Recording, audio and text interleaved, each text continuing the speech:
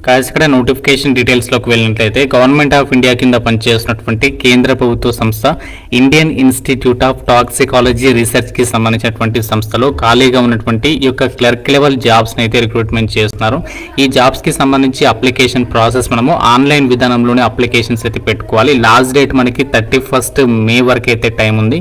So కాబట్టి ఇంకా ఎక్కువ టైం అయితే లేదు. కాబట్టి వీలైనంత తొందరగా మీరు ఆన్లైన్లో అప్లికేషన్స్ పెట్టుకునే ప్రయత్నం చేయండి. సో లాస్ట్ డేట్ వరకు అయితే చూడద్దు. ఈ జాబ్స్ కి సంబంధించి ఉమెన్ క్యాండిడేట్స్ ఎవరైతే ఉన్నారో వాళ్ళకి, అలాగే ఎస్సీ ఎస్టీ క్యాండిడేట్స్, పీడబ్ల్యూడి వాళ్ళకి, ఎక్స్ సర్వీస్ మెన్ వాళ్ళకి ఫీ లేదు. మిగతా వాళ్ళు మాత్రమే ఇక్కడ ఇచ్చినటువంటి యొక్క అప్లికేషన్ ఫీజు అనేది మీరు ఆన్లైన్లో అయితే పే చేయాల్సి ఉంటుంది. చాలా మంచి అవకాశం, ఎందుకంటే ఒకటే ఎగ్జామ్ ఉంటుంది. సో దాని తర్వాత మీకు స్కిల్ టెస్ట్ అనేది కండక్ట్ చేసేసి ఒక వీకెన్సీస్కి అయితే ఎంపిక చేస్తున్నారు. అన్ని కూడా పర్మనెంట్ సెంట్రల్ గవర్నమెంట్ జాబ్స్ ఇవన్నీ కూడా. కాబట్టి ఆంధ్ర వాళ్ళైనా తెలంగాణ వాళ్ళైనా మేల్ అండ్ ఫిమేల్ క్యాండిడేట్స్ అందరూ కూడా అప్లై చేసుకోవడానికి ఛాన్స్ అనేది ఉంటుంది.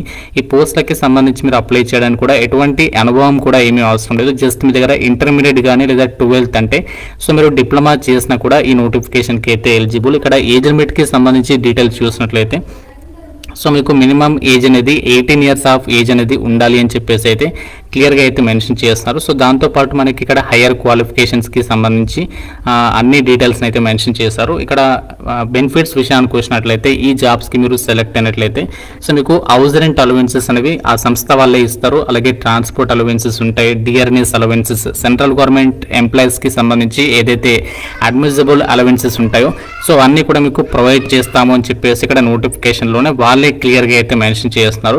సో ఇక్కడ ఈ పోస్టులకి సంబంధించి అప్పర్ ఏజ్ లిమిట్ విషయానికి వచ్చినట్లయితే మినిమం 18 ఉండాలి ఏజ్, మ్యాక్సిమం ఏమో 27 years వరకు అప్లై చేసుకోవచ్చు. జనరల్ వాళ్ళు ఇన్ కేస్ మీరు ఒక ఓబీసీ వాళ్ళైతే +3 years యాడ్ చేసుకోండి, అంటే ఓబీసీ వాళ్ళు 30 years వరకు అప్లై చేసుకోవచ్చు.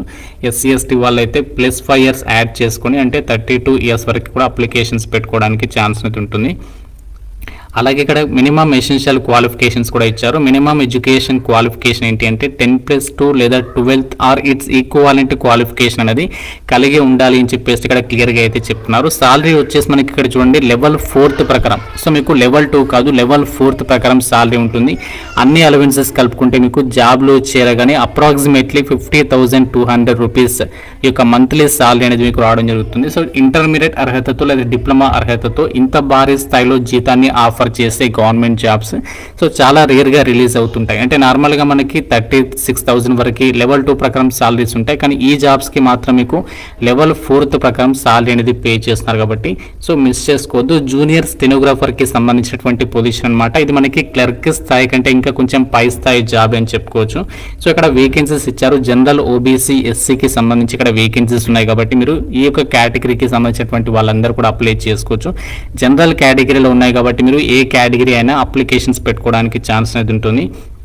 మీకు సెలక్షన్ అనేది ఎలా చేస్తారంటే ఇక్కడ చూడండి నోటిఫికేషన్లో సెలక్షన్ ప్రాసెస్కి సంబంధించి ఎగ్జామినేషన్ ప్యాటర్న్ ఇచ్చారు. మీకు సెలక్షన్ వచ్చేసి సింగిల్ రిటర్న్ ఎగ్జామినేషన్ అది కండక్ట్ చేస్తారు. మల్టిపుల్ చాయిస్ విధానంలోనే ఉంటుంది. 200 క్వశ్చన్స్ అడుగుతారు. 2 hours ఎగ్జామ్ అనేది ఉంటుంది. ఇందులో మనకి జనరల్ ఇంటెలిజెన్స్ అండ్ రీజనింగ్ నుంచి 50 క్వశ్చన్స్ అడుగుతారు, 50 మార్క్స్. అలాగే జనరల్ అవేర్నెస్ నుంచి కూడా సేమ్ మనకి 50 క్వశ్చన్స్, 50 మార్క్స్.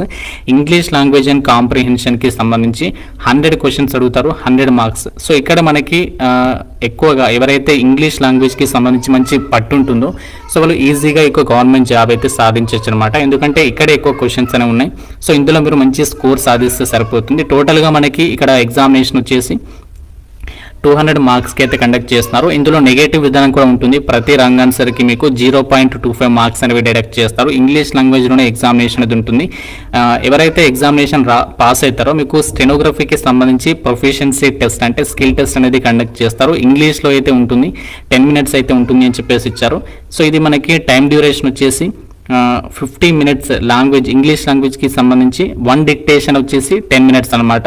టోటల్ టైం వచ్చేసి 50 minutes అనేది ఇవ్వడం జరుగుతుంది. సో దీనికి సంబంధించి ఎవరైతే స్కిల్ టెస్ట్ అనేది ఉంటుందో ఆ స్కిల్ టెస్ట్ అనేది క్వాలిఫైయింగ్ నేచర్లోనే ఉంటుంది. మెయిన్గా మనకి ఫైనల్ సెలక్షన్ అనేది ఎలా చేస్తారంటే మీ యొక్క ఎగ్జామినేషన్ని బేస్ చేసుకుని ఆ మార్క్స్ని బేస్ చేసుకుని సెలక్షన్ చేస్తారు. ఈ నోటిఫికేషన్కి ఇండియన్ సిటిజన్స్ అందరూ కూడా అప్లికేషన్స్ పెట్టుకోవచ్చు అని చెప్పేసి ఇచ్చారు. మీకు పోస్టింగ్ వచ్చేసి ఇనీషియల్గా మనకి CSIR IITRకి సంబంధించి మెయిన్ హెడ్ ఆఫీస్ ఆఫీస్ వచ్చేసి లక్నోలో ఉంటుంది. తర్వాత మనము ఆల్ ఇండియా ట్రాన్స్ఫర్స్ అయితే పెట్టుకోవచ్చు మన సొంత రాష్ట్రాల్లో కూడా. సో ఎందుకంటే ఫస్ట్ పోస్టింగ్ అక్కడే ఉంటుంది, కానీ ఆల్ ఓవర్ ఇండియా ట్రాన్స్ఫర్స్ అయితే చేసుకోవచ్చు కాబట్టి సో మిస్ చేసుకోవద్దు. సో పోస్టింగ్ అనేది అనుకుంటారు, కానీ మనకి ఆల్ ఇండియా ట్రాన్స్ఫర్ ఎలిజిబిలిటీ అనేది ఉంటుంది, ఎందుకంటే ఇవన్నీ కూడా సెంట్రల్ గవర్నమెంట్ జాబ్స్ కాబట్టి. సో మీకు కనుక ఎలిజిబిలిటీ అని ఇంట్రెస్ట్ ఉంటే మాత్రం సో ఈ నోటిఫికేషన్ అయితే మిస్ చేసుకోకుండా తప్పనిసరిగా అప్లికేషన్స్ పెట్టుకోండి.